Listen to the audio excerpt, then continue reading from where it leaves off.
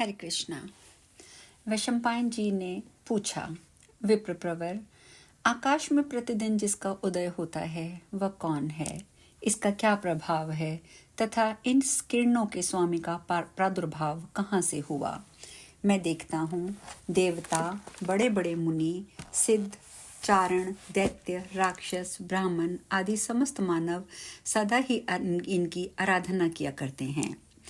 यह सुनकर व्यास जी ने कहा, वैशंपायन, ये ब्रह्म के स्वरूप से प्रकट हुआ ब्रह्म का ही उत्कृष्ट तेज है। इसे साक्षात ब्रह्ममय समझो। यह धर्म, अर्थ, काम एवं मोक्ष इन चारों पुरुषार्थों को देने वाला है। निर्मल किरणों से सुशोभित ये तेज का पुंज पहले अत्यंत प्रचंड और दुस्सह था। इसे देखकर इसकी प्रखर रश्मियों से पीड़ित हो सब लोग इधर उधर भागकर छिपने लगे। चारों ओर के समुद्र, समस्त बड़ी बड़ी नदियां, नद सभी सूखने लगे। उनमें रहने वाले प्राणी मृत्यु के ग्रास बनने लगे। मानव समुदाय भी शोक से आतुर हो उठा।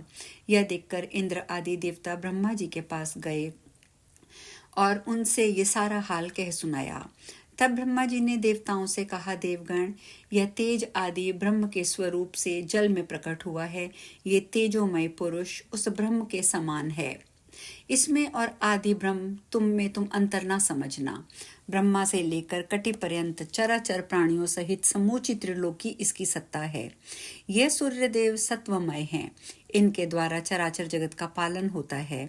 देवता, जरायुज, अंडज, स्वेदज और उद्विज आदि जितने भी प्राणी हैं, सबकी रक्षा सिर्फ और सिर्फ सूर्य से होती है। इन सूर्य देवता के प्रभाव का हम पूरा वर्णन नहीं कर सकते। इन्होंने ही लोगों का उत्पादन और पालन किया है। सबके रक्षक होने के कारण इनकी समानता करने वाला दूसरा और कोई नहीं है। सबके रक्षक होने के कारण ही ये सबसे महान हैं। पौ फटने पर इनका दर्शन करने से राशि राशि पाप विलीन हो जाते हैं। द्विज आदि सभी मनुष्य इन सूर्यदेव की आराधना करके मोक्ष पा लेते हैं।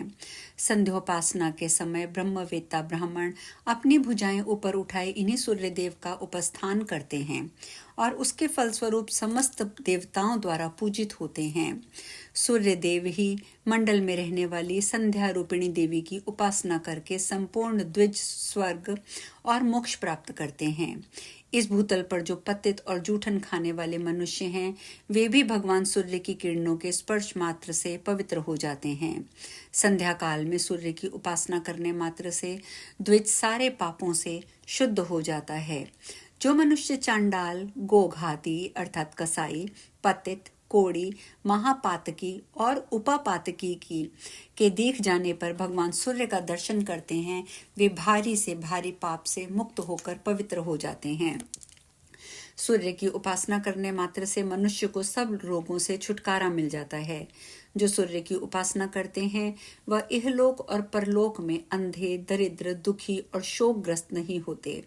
श्री विष्णु और शिव आदि देवताओं के दर्शन सब लोगों को नहीं होते। ध्यान में ही उनके स्वरूप का साक्षात्कार किया जा सकता है, किंतु भगवान सूर्य प्रत्यक्ष देवता माने गए हैं।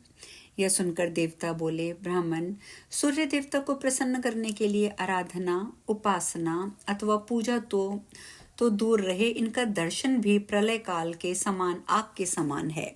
भूतल के मनुष्य आदि संपूर्ण प्राणी इनके तेज के प्रभाव से मृत्यु को प्राप्त हो गए। समुद्र आदि जलाशय नष्ट हो गए। हम लोगों से भी इनका तेज सहन नहीं होता, फिर दूसरे लोग कैसे सह सकते हैं? इसलिए आप ही कोई ऐसी कृपा करें जिससे हम लोग सूर्य का पूजन कर सकें, सब मनुष्य भक्ति पूर्वक सूर्य देव की आराधना कर सकें। ऐसा कोई उपाय बताएं। व्यास जी कहते हैं, देवताओं के वचन सुनकर ब्रह्मा जी ग्रहों के स्वामी भगवान सूर्य के पास गए और संपूर्ण जगत का हित करने के लिए उनकी स्तुति की। ब्रह्मा जी बोले, देव, तुम संपूर्ण संसार के नित्य स्वरूप और निरामय हो। तुम साक्षात ब्रह्म स्वरूप हो। तुम्हारी ओर देखना कठिन है। तुम प्रलय काल की अग्नि के समान तेजस्वी हो। संपूर्ण देवताओं के भीतर तुम्हारी स्थिति है। तुम्हारे श्री विग्रह में वायु के सखा अग्नि निरंतर विराजमान रहते हैं। तुम्ही से अन्न आदि का पाचन तथा जीवन की रक्षा होती है। देव, तुम्ही से उत्पत्ति और प्रलय होते हैं। एकमात्र तुम ही संपूर्ण भुवनों के स्वामी हो और तुम्हारे बिना समस्त संसार का जीवन एक दिन भी नहीं रह सकता। तुम ही संपूर्ण लोगों के प्रभु तथा चराचर प्राणियों के रक्षक, पिता और माता हो। तुम्हारी ही कृपा से ये जगत टिका हुआ है। भगवान, संपूर्ण देवताओं में तुम्हारी समानता करने वाला कोई नहीं है। शरीर के भीतर, बाहर और समस्त विश्व में सर्वत्र तुम्हारी सत्ता है। तुमने इस जगत को धारण कर रखा है। तुम ही रूप और गंध आदि उत्पन्न करने वाले हो। रसों में जो स्वाद है वह तुम ही से आया है। इस प्रकार तुम ही संपूर्ण जगत के ईश्वर और सबकी रक्षा करने वाले सूर्य हो। प्रभो, तीर्थों, पुण्य क्षेत्रों, यज्ञों और जगत के एकमात्र कारण तुम ही हो। तुम परम पवित्र, सबके साक्षी और गुणों के धाम हो। सर्वज्ञ, सबके कर्ता, संहारक, रक्षक, अंधकार, कीचड़ और रोगों का नाश करने वाले, दरिद्रता के दुखों का निवारण करने वाले भी तुम ही हो। इस लोक और परलोक में सबसे श्रेष्ठ बंधु एवं सब तुम्हें जानने और देखने वाले तुम ही हो। तुम्हारे सिवा दूसरा कोई नहीं है जो सब लोगों का उपरक्षक हो। आदित्य ने कहा, महाप्रज्ञ पितामह, आप विश्व के स्वामी तथा सृष्टा हैं। शीघ्र अपना मनोरथ बताइए, मैं उसे पूर्ण करूंगा। ब्रह्मा जी बोले, सुरेश्वर, तुम्हारी किरणें अत्यंत प्रखर हैं। लोगों के लिए वे अत्यंत दुस्सह हो गई हैं। अतः जिस प्रकार उनमें कुछ मृदुता आ जाए वही उपाय करो। आदित्य ने कहा, प्रभो, वास्तव में मेरी कोटि कोटि किरणें संसार का विनाश करने वाली ही हैं। अतः आप किसी युक्ति द्वारा इन्हें खराद कर कम कर दें। तब ब्रह्मा जी ने सूर्य के कहने से विश्वकर्मा को बुलाया और वज्र की सान बनवाकर उसी के ऊपर प्रलय काल के समान तेजस्वी सूर्य को आरोपित करके उनके प्रचंड तेज को छांट दिया। उस छटे हुए तेज से ही भगवान श्री विष्णु का सुदर्शन चक्र बनाया गया। अमोघ दाम दंड शंकर जी का त्रिशूल, अमोघ यम दंड शंकर जी का त्रिशूल, काल का खड्ग, कार्तिकेय को आनंद प्रदान करने वाली शक्ति और भगवती दुर्गा के लिए विचित्र शूल का भी उसी से निर्माण हुआ। ब्रह्मा जी की आज्ञा से विश्वकर्मा ने उन सब अस्त्रों को फुर्ती से तैयार किया। सूर्य देव की 1000 किरणें शेष रह गईं, बाकी सब छांट दी गईं। ब्रह्मा जी के बताए हुए उपाय के अनुसार ही ऐसा किया गया।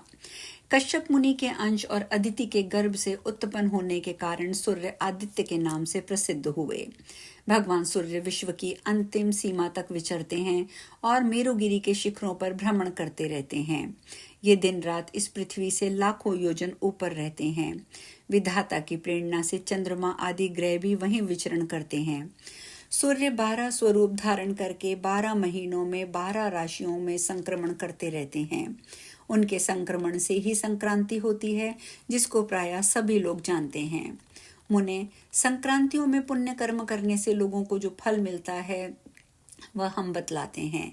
धन, मिथुन, मीन, कन्या राशि की संक्रांति को षडशीति कहते हैं तथा वृष, वृश्चिक, कुंभ और सिंह राशि पर जो सूर्य की संक्रांति होती है इसे विष्णुपदी कहते हैं।